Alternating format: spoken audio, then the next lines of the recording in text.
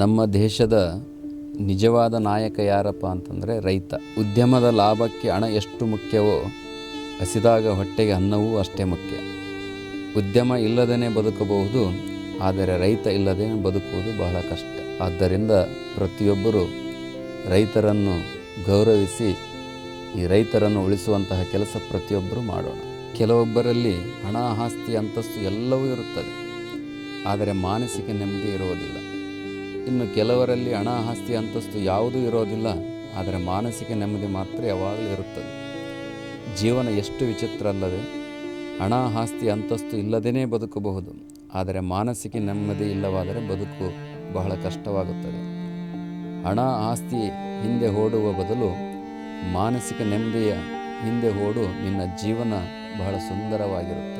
ದಯವಿಟ್ಟು ತಪ್ಪದೆ ನಮ್ಮ ಚಾನಲನ್ನು ಸಬ್ಸ್ಕ್ರೈಬ್ ಮಾಡಿ, ಶೇರ್ ಮಾಡಿ, ಲೈಕ್ ಮಾಡಿ, ಕಮೆಂಟ್ ಬಾಕ್ಸ್